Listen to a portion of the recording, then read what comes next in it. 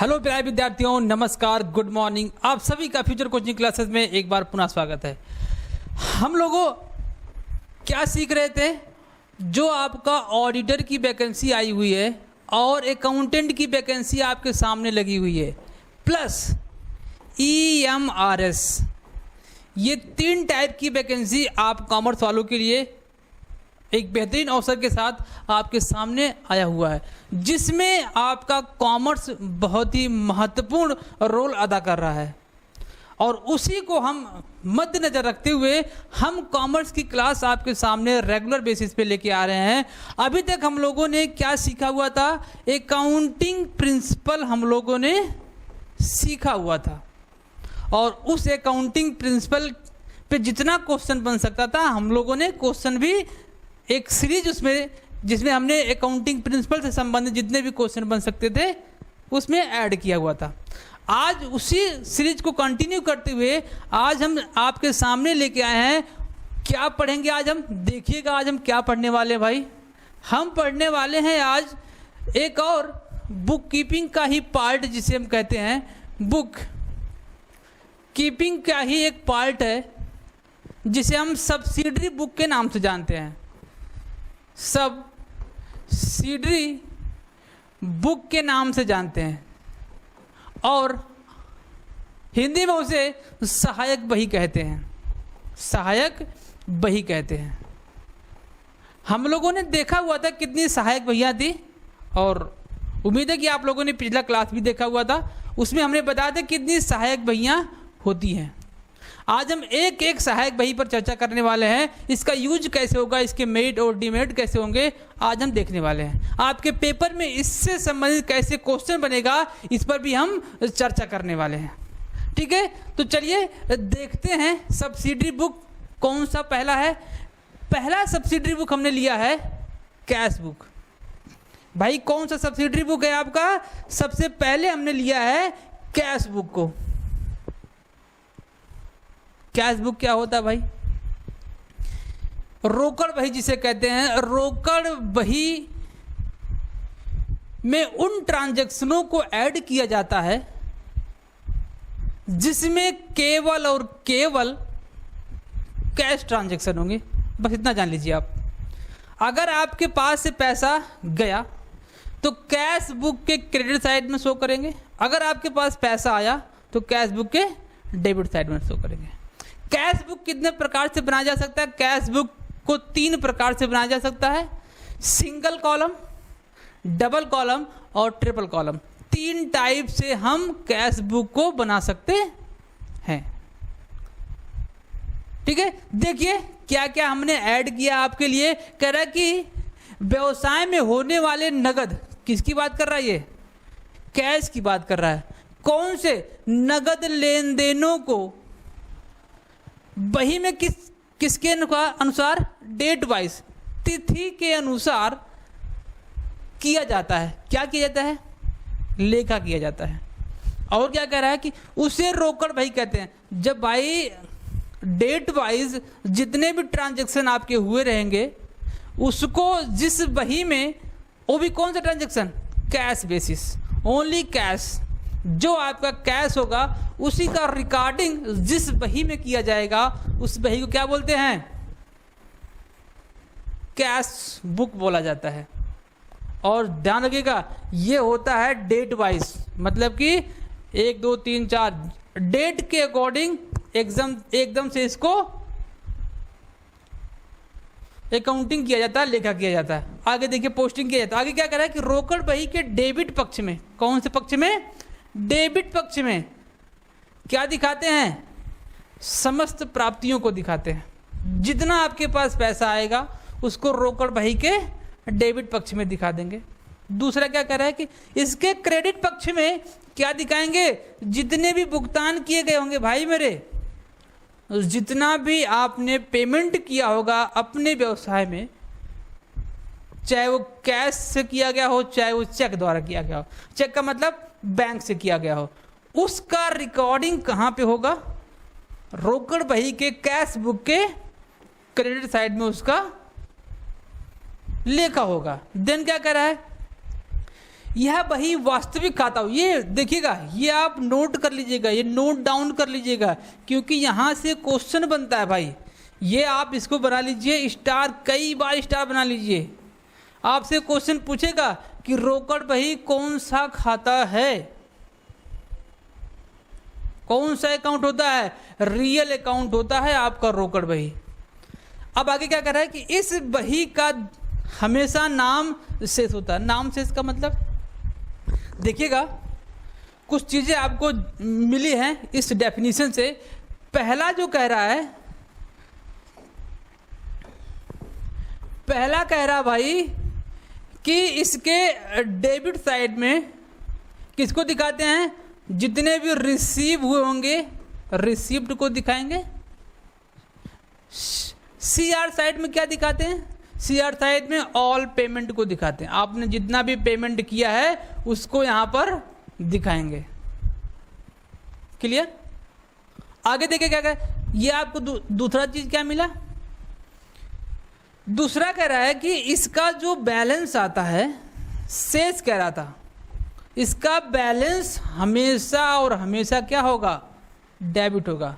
Sir समझ में नहीं आया भाई। देखो, आप जब कैश बुक प्रिपेयर करेंगे, ये देख लो, ये आपका कैश बुक है, ये हमने सिंपल कैश बुक आपके लिए लिया।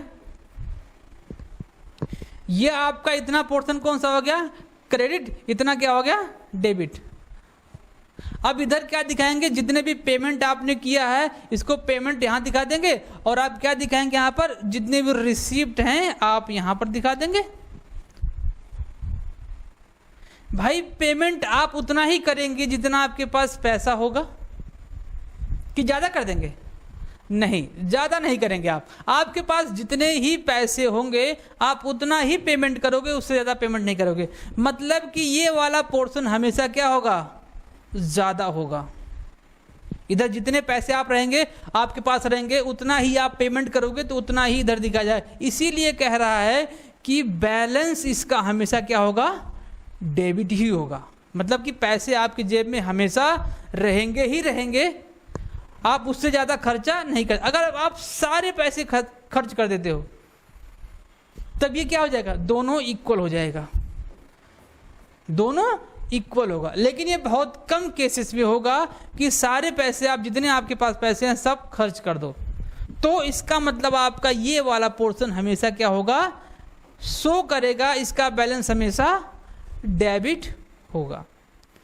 और एक चीज और ध्यान रखिएगा, इसमें कह रहा है कि इसका जो पोस्टिंग होगा वो डेट वाइज होगा, मतलब कि सीक्वेंटली होगा। 1 2 3 4 तारीख को लगातार जितने भी ट्रांजैक्शन होंगे वो डेट वाइज की जाएंगे। ये नहीं कि 5 तारीख को ऊपर रख दें, 1 तारीख को नीचे रख दें, नहीं। जिस डेट में होगा वो डेट एकदम से आपका सीक्वेंटली चलेगा, ऊपर नीचे नहीं होगा। तो ये रोकड़ बही की आपकी डेफिनेशंस हैं, अर्थ हैं, जो भी कह सकते हैं। मैंने अभी जस्ट आपसे कहा कि इसके मेथड कितने होते हैं, किसके, कैश बुक के मेथड कितने हैं भैया, कैश बुक के मेथड। मैंने पहला कहा भैया आपका ये सिंगल कॉलम बनेगा, single column cash book, cash book. दूसरा मैंने क्या कहा, मैंने कहा भाई ये एक और बनेगा जिसमें डबल कॉलम आ जाएगा, डबल कॉलम कैश बुक। और तीसरा मैंने कहा कि भाई ये क्या हो जाएगा, 3 कॉलम आ जाएगा, 3 कॉलम कैश बुक। देखिएगा ये कैसे बनेगा, जब आप केवल और केवल कैश वाला कैश बुक बनाएंगे जिसमें केवल रोकड़ से संबंधित ही होगा, तो क्या होगा, सिंगल कॉलम होगा। लेकिन डबल कॉलम में हो सकता है कि आप कैश प्लस डिस्काउंट का भी बनाएं, या हो सकता है कैश प्लस बैंक का बनाएं, या बैंक प्लस डिस्काउंट का बनाएं। तो 3 टाइप से क्या बन सकते हैं आपके, डबल कॉलम बन सकते हैं। डबल कॉलम समझ में आया कि कैश बैंक बन सकता है,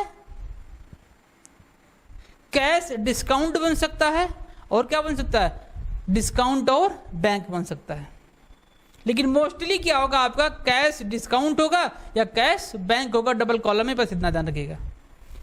3 कॉलम में तीनों साथ में आएंगे, 3 कॉलम में तीनों साथ में, मतलब तीनों कौन सा, कैश भी साथ में आएगा और आपका डिस्काउंट भी आएगा और तीसरा बैंक भी आएगा। तो जब तीनों साथ में आएंगे तो क्या कहलाएगा आपका, 3 कॉलम कैश बुक कहलाएगा। क्लियर।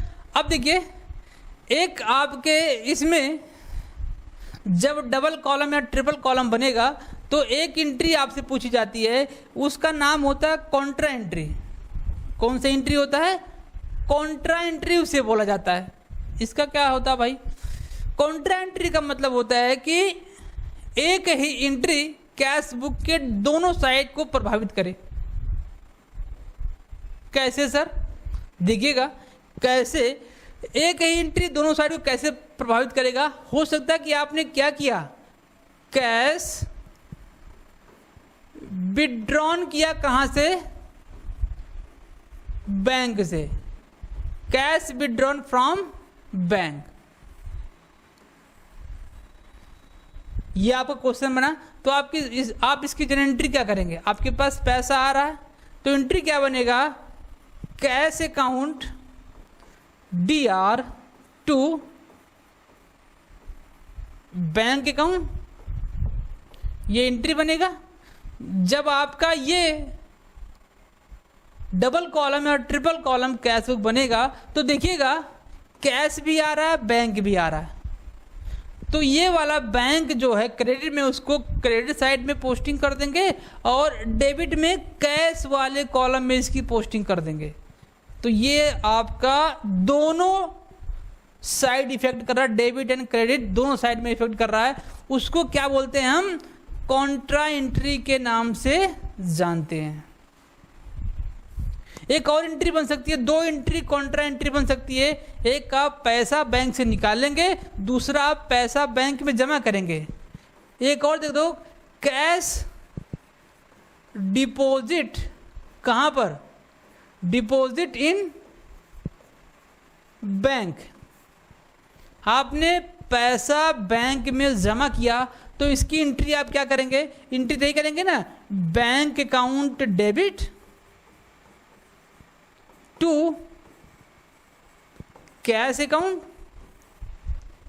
अब देखो ये वाला बैंक डेबिट में आ गया और कैश बुक के डेबिट साइड में आएंगे और डेबिट में बैंक कॉलम में बैंक का अमाउंट दिखा देंगे और कैश बुक के क्रेडिट साइड में आएंगे, कैश वाले कॉलम में कैश को दिखा देंगे। तो एक एंट्री दोनों साइड को प्रभावित कर रहा है और ये 2 केस में हो सकता है, केवल और केवल 2 केस में। एक जब आप पैसा बैंक में जमा करेंगे और दूसरा जब आप पैसा बैंक से निकालेंगे। क्लियर। चलिए आगे देखते हैं। ये तो था आपका कैश बुक। देखते हैं कैश बुक में आगे आपको क्या मिलता है। रोकड़ बही की विशेषता जो मैंने आपको बताया है, सारी विशेषताएं वही हैं और कुछ नहीं है, मैंने आपको सब बता दिया है। देखिए क्या क्या इसकी विशेषताएं देख लेते हैं। पहला कह रहा है कि रोकड़ बही में केवल नगद लेन देनों का तिथिवार लेखा किया जाता, जस्ट मैंने बताया आपको। आगे कह रहा है कि रोकड़ बही के डेबिट पक्ष में नगद को दिखाते, नगद प्राप्तियां को, और क्रेडिट पक्ष में क्या दिखाते हैं, इसके पेमेंट को दिखाते हैं।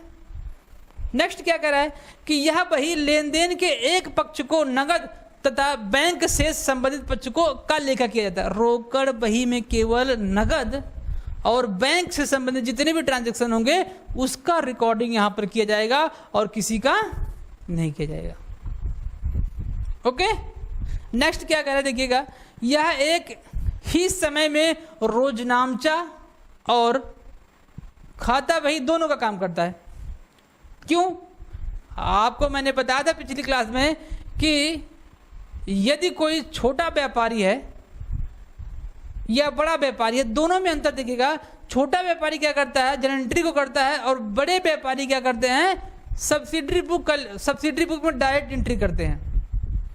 काम दोनों का एक है, काम दोनों का एक है। या तो आप सब्सिडरी बुक बना लीजिए या तो फिर आप रोजनामचा कर लीजिए, जनरल एंट्री कर लीजिए।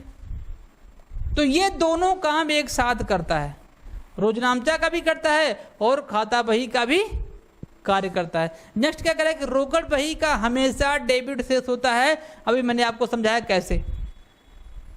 इसका हमेशा बैलेंस क्या होगा, डेबिट होगा। व्यवहार में रोकड़ बही रोकड़ खाता का विकल्प है। कह रहा है कि नॉर्मली अगर आप क्या नहीं बनाते हो भाई, रोकड़ खाता नहीं बनाते हो, मतलब कि कैश अकाउंट नहीं बनाते हो, तो आप कैश बुक से उसको शो कर सकते हो। उसका एक विकल्प है, उसका आप यूज कर सकते हैं कैश अकाउंट के बिहाफ पे। तो ये लेजर का भी काम करता है, ठीक है। लेजर का मतलब अकाउंट, कैश बुक का अकाउंट लेजर ही तो होता है, लेजर का भी काम करता है। और ये जर्नल एंट्री का भी काम करता है। और देखते हैं इसकी विशेषता क्या कह रहा है कि रोकड़ बही खोलने पर रोकड़ खाता नहीं खोला जाता है और रोकड़ बही से रोकड़ का खाता का काम लिया जाता है। बात वही है, जब आप रोकड़ बही बना रहे हैं, कैश बुक जब आप बना रहे हैं, तो आप कैश अकाउंट क्यों बनाएंगे भाई, डबल काम आप क्यों करेंगे। वैसे भी आप सबके पास, किसी के पास आज के समय में समय कहाँ है, तो एक से काम चल जाएगा, दूसरा बनाने की जरूरत नहीं है। ये क्या था, आपका सब्सिडरी बुक का पहला पार्ट था, ठीक है, जिसको हमने सीखा, उसका नाम क्या है, कैश बुक। सेकंड देखते हैं क्या है। सेकंड आपका पेटी कैश बुक है। क्या है भाई, पेटी कैश बुक है। खुदरा रोकड़ बही। खुदरा रोकड़ बही का मतलब होता है कि छोटे छोटे जितने भी खर्चे होते हैं जिसका कहीं रिकॉर्डिंग नहीं हुआ होगा, जिसका कहीं रिकॉर्डिंग नहीं हुआ होगा, तो वो कहाँ पे आ जाएंगे, पेटी कैश। वो छोटे छोटे खर्चे क्या होंगे, कोई टिकट का छोटा मोटा खर्चा होगा, कुली का कोई व्यय होगा, भाड़ा व्यय होगा, जलपान का व्यय होगा, आदि छोटे छोटे जितने भी खर्चे होते हैं, उनको अगर कहीं ट्रांजैक्शन नहीं किया, रिकॉर्डिंग नहीं किया गया है, तो उसको कहाँ लेके जाते हैं, पेटी कैश बुक में लेके जाते हैं। देखिए इसका मतलब क्या निकल के आता है।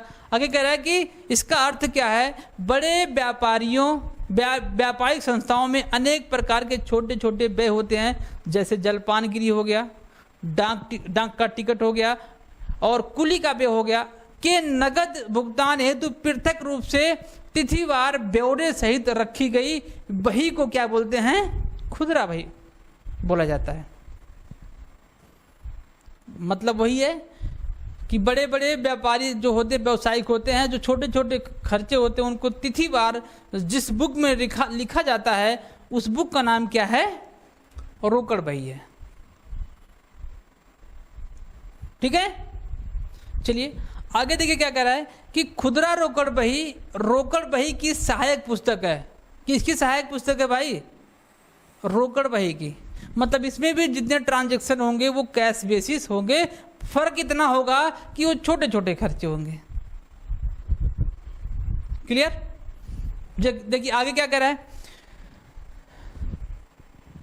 छोटा रोकड़िया छोटे छोटे व्ययों को करता है और इसका लेखा खुदरा रोकड़ बही में कर देता है।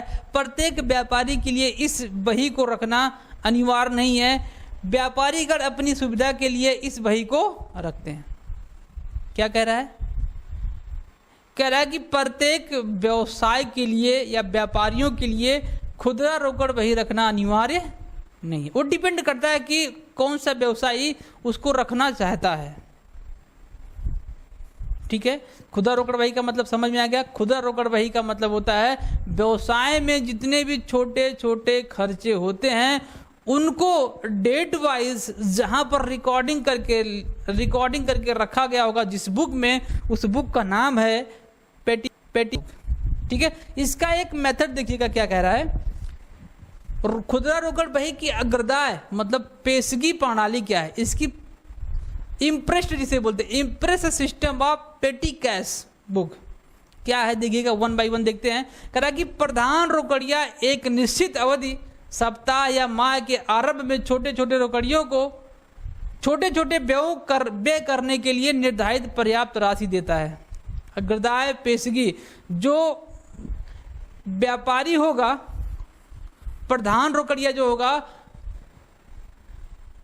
या मंथली या फिर वीकली, क्या होता है उसको पैसे मिले होते हैं। छोटे रोकड़ियों को क्या देता है, वो पैसे देता है कि जितने भी छोटे छोटे खर्चे होंगे आप इसको करिएगा। वो कौन सी प्रणाली के अंतर्गत आएगा, अग्रदाय प्रणाली के अंतर्गत। ऐसा नहीं है कि आपको जब कोई आप 2 रुपये का या 5 रुपये का छोटे खर्चे जो आप सामान ले रहे हो तो उसके लिए आपको तुरंत पैसा दिया जाएगा, नहीं। बड़ा रोकड़िया जो होता है छोटे रोकड़ियों को पहले ही पैसा दे देता है कि ये पैसे आप रखिएगा, जितने भी छोटे छोटे खर्चे होंगे आप उसको करिएगा। देन क्या होता है, खुदरा रोकड़िया इस राशि से छोटे छोटे व्ययों को करता है। बात समझ में आ गई। अब उसको जो पैसा मिला हुआ है, जितने भी पैसे मिले हुए हैं, जैसे जैसे खर्चा होता है उसको वो खर्च करते हुए चलता रहता है। देन क्या होगा, आगे देखिए कह रहा है कि खुदरा रोकड़िया एक निश्चित अवधि के बाद सारे छोटे छोटे व्ययों को जोड़ता है और इसका हिसाब प्रधान रोकड़ियों को दे देता है। इसे क्या बोलते हैं, अग्रदाय पद्धति के अंतर्गत आता है। देखिएगा, अग्रदाय पद्धति में पहला काम है बड़े प्रधान या बड़े रोकड़िए या प्रधान रोकड़ियों के द्वारा छोटे रोकड़ियों को पैसा दे दिया जाता है कि छोटे छोटे खर्चे जितने होंगे उसको आप करिएगा और उसका पेमेंट आप करते रहिएगा।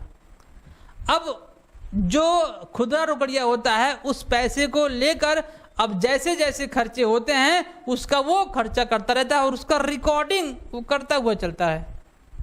थर्ड स्टेप है ना कि उसकी वो रिकॉर्डिंग करता हुआ चलता है। नेक्स्ट क्या कर रहा है, प्रधान रोकड़िया इन व्ययों की जांच करता है। अब उसने जो रिकॉर्डिंग किया हुआ है, अब मेन जो रोकड़िया होगा, रोकड़िया का मतलब समझ ना, रोकड़िया का मतलब कैशियर,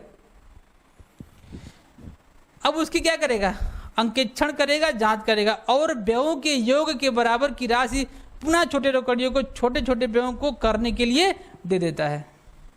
दोबारा वही प्रोसेस शुरू हो जाएगा। अगर उसने सारे पैसे खर्च कर दिए तो मेन कैशियर के द्वारा पेटी कैशियर को दोबारा पैसा दे दिया जाता है और वो दोबारा उसी क्रम को पुनः कंटिन्यू करता है। अब आगे क्या होगा, किए गए छोटे छोटे व्ययों के बराबर की राशि छोटे रोकड़ियों को मिल जाने से पुनः उसके पास उतनी ही राशि हो जाती है जितनी की निश्चित अवधि के आरंभ में थी। ठीक है, आगे क्या हो रहा है, छोटा रोकड़िया यदि निर्धारित पर्याप्त राशि से अधिक राशि व्ययों के लिए मांगता है तो प्रधान रोकड़िया उनकी मांग के औचित्य की जांच कर आवश्यक रूप से उपलब्ध करा देता है। भाई जो खुदरा रोकड़िया होता है यदि उसको और पैसे की आवश्यकता होती है तब उसको बड़े रोकड़िए के द्वारा यानी प्रधान रोकड़िए के द्वारा उसकी जांच करके कि हाँ ये सही है, तब उसको दोबारा से और पैसा ऐड कर दिया जाता है। तो ये क्या कहलाता है, अग्रदाय खुदरा रोकड़ प्रणाली। बात समझ आ गया? ठीक है, चलिए आगे देखते हैं अगला कौन सा। ये खुदरा रोकड़ था, ये इसकी कुछ गुण थे, गुण भी वही सेम होगा जो हमने विशेषता में देखा है। तो इस पर चर्चा ना करें, आप इसको देखिए, स्क्रीनशॉट ले लीजिए, आप इसको पढ़ लीजिएगा। ठीक है, चलिए आगे चलते हैं। अब अगला आपका आ गया है परचेज बुक। अब आपका आया परचेज बुक। परचेज बुक क्या होता है, हम परचेज बुक और सेल्स बुक को साथ में सीखते हुए चलेंगे। परचेज बुक में रिकॉर्डिंग कौन से ट्रांजैक्शन की जाती है, परचेज बुक में केवल और केवल जितना उधार परचेज किया गया है उसी की रिकॉर्डिंग होगी, बस इतना ध्यान रखिएगा। नहीं तो आप जितने भी परचेज हो रहे हैं सबकी रिकॉर्डिंग करते हुए चले जाएंगे। क्वेश्चन यहां से राइज होता है कि परचेज बुक में निम्न में से किस ट्रांजैक्शन का रिकॉर्डिंग होगा, किसका नहीं होगा। तो ध्यान रखिएगा, केवल व्यवसाय से संबंधित जो वह व्यवसाय कर रहा है उसको अगर आप परचेज किए हैं, और क्या परचेज किए हैं, क्रेडिट किए हुए हैं, नगद नहीं। नगद का अगर सिस्टम होगा, कैश का सिस्टम होगा तो कहाँ चला जाएगा, अभी जस्ट हमने सीखा, वो कैश बुक में चला जाएगा। लेकिन जो आप परचेज बुक में एंट्री करेंगे, पोस्टिंग करेंगे, सॉरी रिकॉर्डिंग करेंगे, वो क्या होगा, केवल उधार क्रय का होगा और किसी का नहीं होगा। ठीक है, चलिए देखिए अब ये क्या कह रहा है कि इसका अर्थ क्या है। व्यवसायिक उद्देश्यों से उधार क्रय किए गए माल का विवरण जिस बही में रखा जाता है उसे क्या कहते हैं, क्रय बही कहते हैं। व्यवसाय का जो उद्देश्य है, मतलब कि उद्देश्य का मतलब यहाँ पे लिया गया जिसका वह व्यवसाय कर रहा है। अगर बात करें कि बोले कि फर्नीचर उधार खरीदा, तो क्या यहाँ फर्नीचर की एंट्री होगी? नहीं होगी भाई मेरे। क्यों नहीं होगी? अगर वो फर्नीचर का व्यवसाय करता है तब फर्नीचर की एंट्री होगी, अदरवाइज वह व्यवसाय कपड़े का करता है और फर्नीचर खरीद के लेके आता है, मशीन खरीद के लेके आता है, गाड़ी खरीद के लेके आता है, तो यहाँ पर उसका लेखा नहीं होगा। केवल और केवल अगर कपड़े का व्यवसाय है, कपड़ा उधार खरीदा है, तो उसकी रिकॉर्डिंग होगी और नहीं रिकॉर्डिंग होगी किसी की। उद्देश्य का मतलब यहाँ पर उसी से लिया गया है। आगे तो क्या, अगर व्यवसाय के संचालन के लिए खरीदी गई संपत्तियों का विवरण इस बही में नहीं लिखा है। जो मैंने आपको बताया कि संपत्तियों का अगर विवरण लेना चाहेंगे तो इस बही से आपको प्राप्त नहीं होने वाला है। क्यों नहीं प्राप्त होगा सर? इसलिए नहीं प्राप्त होगा क्योंकि यहाँ पर उसकी रिकॉर्डिंग ही नहीं होगी। रिकॉर्डिंग वो कहाँ पे चली जाएगी? अगर नकद खरीदा गया है तो कैश बुक में आपको जाके मिलेगी। ठीक है, अगर उधार खरीदा गया है तो आपको उसका एक लेजर मिलेगा, वहां पर जाके मिलेगा आपको। ठीक है, आगे देखिए क्या कह रहा है। उदाहरण के लिए क्या कह रहा है, उदाहरण कपड़े के, देखो वही जो मैंने आपको एग्जांपल बताया, एग्जांपल यहाँ पर भी आएगा। कपड़े के व्यापारी के द्वारा कपड़े के उधार का लेखा क्रय बही में होगा, पर व्यापार संचालन हेतु फर्नीचर को अगर क्रय किया गया है तो इसका लेखा यहाँ पर नहीं होगा। क्रय बही को बीजक बही, खरीद बही, ध्यान रखिएगा कौन सी बही कहते हैं, बीजक बही, खरीद बही और दैनिक क्रय बही के नाम से भी जाना जाता है। तीन नाम से और क्रय बही को पुकारते हैं, बीजक, खरीद और दैनिक बही के नाम से भी इसको जाना जाता है। ठीक है, चले आगे चलते हैं। तो ये क्या था, क्रय बही था। इसमें देखिए इसमें रिकॉर्डिंग करने का नियम क्या बता रहा है, देखिएगा। क्रय बही में केवल उधार क्रय का लेखा किया जाता है, इसमें नगद क्रय का लेखा नहीं किया जाता। पहला कंसेप्ट हम लोगों ने अभी जस्ट सीखा। दूसरा कह रहा है कि क्रय बही में कुल क्रय में से व्यापारिक छूट को घटा कर दिखाते हैं। ध्यान रखिएगा किसकी बात कर रहा है, व्यापारिक छूट को यहां से घटा कर दिखाएंगे। मतलब जो आपका फॉर्मेट बनेगा, पहले टोटल क्या दिखा देंगे, क्रय को दिखाते हुए चलेंगे और उस पर जितना भी ट्रेड डिस्काउंट होगा उसको माइनस करते हुए चलेंगे और बाद में सबको ऐड कर लेंगे, ये कह रहा है। फिर बिक्री कर को माल की लागत मूल्य में जोड़ा जाता है।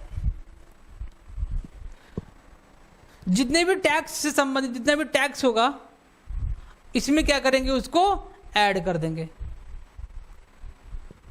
क्या घटाएंगे, ट्रेड डिस्काउंट को माइनस करेंगे और सेल टैक्स को ऐड करते हुए चलेंगे। नेक्स्ट क्या कह रहा है कि व्यापारिक छूट तथा बिक्री कर एक साथ हो तो कुल क्रय में से व्यापारिक छूट को घटाकर विक्रय कर निकाला जाता है। ये वाला पॉइंट इंपॉर्टेंट है, आपको प्रॉब्लम यहां पर देगा।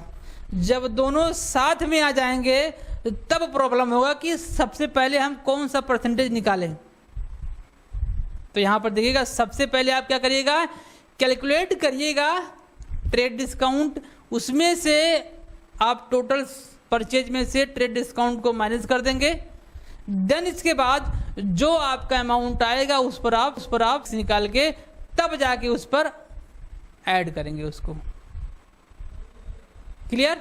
आगे देखिए क्या कह रहा है कि माल मंगाने के व्यय को क्रय बही में लिखा जाता है। कहाँ लिखा जाता है,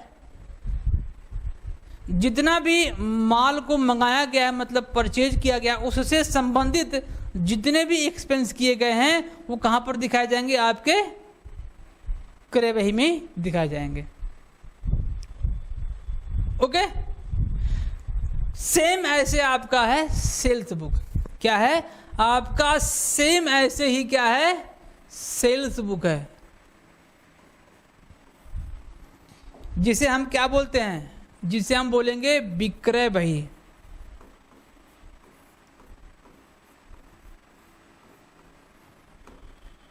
विक्रय बही क्या होता है? विक्रय बही वह बही होता है जिसमें केवल और केवल आपने उधार सेल किया होगा, उसकी रिकॉर्डिंग यहाँ पर करेंगे। संपत्तियों के उधार विक्रय को यहाँ पर शामिल नहीं किया जाएगा, और सेल से संबंधित जितने भी आपने एक्सपेंस किए हुए हैं सबको इसमें ऐड करके दिखा देंगे। जितने भी फीचर आपके कहाँ पर मिले, कैश बुक मिले, उतने आपको यहाँ पर भी मिलने वाले हैं। ठीक है, इसका हम नेक्स्ट क्लास में पूरा डिटेल देखेंगे, और जितने भी आपके बचे हुए हैं सब्सिडरी बुक, उसको हम नेक्स्ट क्लास में देखेंगे।